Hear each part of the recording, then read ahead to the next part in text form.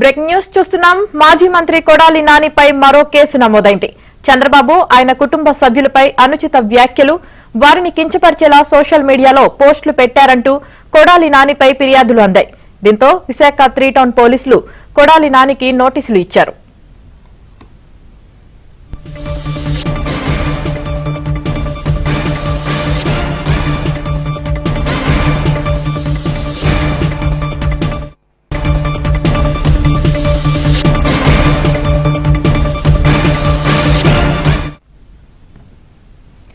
మాజీ మంత్రి కొడాలి నానిపై మరో కేసు నమోదైంది. చంద్రబాబు ఆయన కుటుంబ సభ్యులపై అనుచిత వ్యాఖ్యలు చేశారని ఆయనపై కేసు నమోదైంది. ఇక దీనికి సంబంధించి పూర్తి సమాచారం మా ప్రతినిధి పూర్ణ అందిస్తారు. పూర్ణ,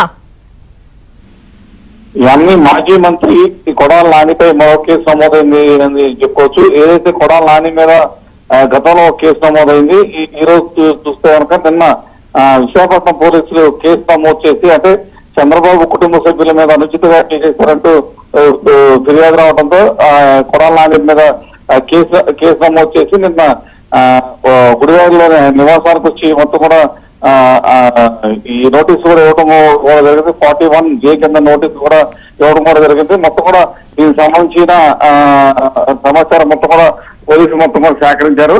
అయితే ప్రధానంగా చూస్తే కనుక కొడాలి నాని అంటే చంద్రబాబు కుటుంబ సభ్యులతో పాటు మిగిలిన వారి మీద కూడా అనుచిత వ్యాఖ్యలు చేయడంతో పాటు సోషల్ మీడియాలో కూడా కొన్ని పోస్టులు పెట్టారంటూ కూడా కంప్లైంట్ లో పేర్కోవడం జరిగింది. దీంతో కొడాలి నాని మీద కంప్లైంట్ నమోదు చేయడంతో పాటు ఆయన మీద దాని మీద పూర్తి స్థాయిలో వివరణ ఇవ్వాలంటూ కూడా 41 నోటీసులు ఇవ్వడం కూడా జరిగింది. అయితే ఇది 2024 విశాఖ 3 టౌన్ పోలీసులకి ఫిర్యాదు చేశారు. అయితే అప్పటి నుంచి అంజనా ప్రియానామి అప్పుడు ఫిర్యాదు చేయడం జరిగింది.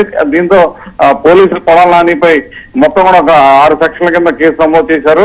అయితే నిన్న గుడివాడలో కొడాలి నాని ఉన్నాడన్న విషయం తెలుసుకుని ఆయన ఇంటికి వచ్చి నేరుగా నోటీసులు అయితే జారీ చేయడం జరిగింది. అయితే దీని మీద 41C CRPC కింద నోటీసులు ఇచ్చారు.